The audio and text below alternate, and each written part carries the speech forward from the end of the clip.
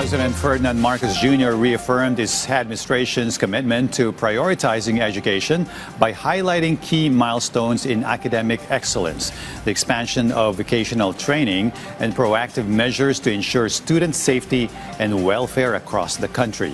Gab Humilde Villegas tells us more.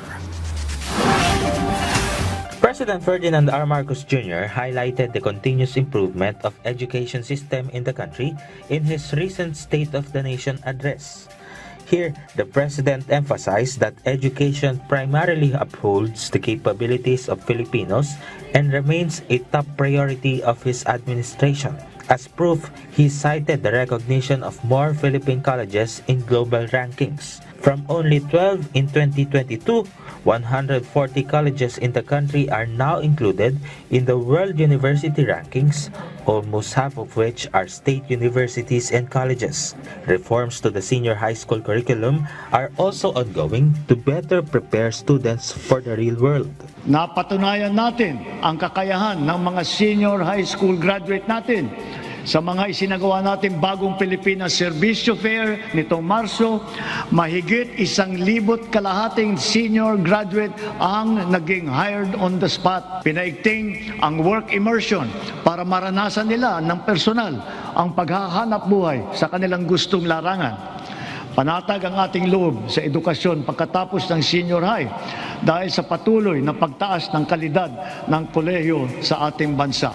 The Office of the President also allocated 100,000 pesos for 5 students in every barangay across the country, who are now called Presidential Scholars under the Bawat Bayan Makikinabang program. This aims to encourage the youth to graduate from college. The administration is also continuously expanding technical vocational education and training or TVET programs to further hone the skills of the youth in their desired industries. The President beamed with pride in revealing that the placement rate for those undergoing TechVoc courses has reached 81%. The government has also launched a massive training program to prepare individuals, students, parents, and teachers for the rise of artificial intelligence or AI. Currently, the number of people undergoing said program has reached 1.8 million. This success inspires confidence to further scale up our initiatives for AI literacy across all sectors. We must ensure our global competitiveness. Within and beyond the academe, we must inculcate in our youth the virtues of critical thinking, innovativeness, as well as the ability to find solutions to problems.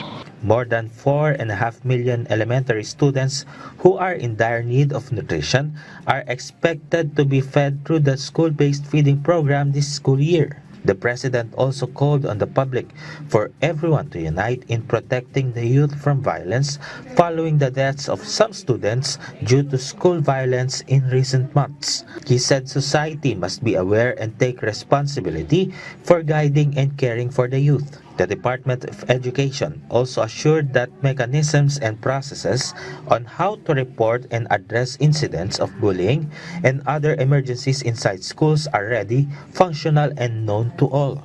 Local governments, barangays, the police force, and DepEd will work together to strengthen security in schools. Magkakasama tayong lahat sa misyong ito. Ang pamahalaan, pamilya, paaralan, simbahan, industriya, komunidad. Tatayo ang paaralan bilang pangalawang tahanan para sa kanila. Kaya hinahanda natin ang mga pampublikong paaralan upang tanggapin sila ng bukas palad. Gab Humilde Villegas for the Nation.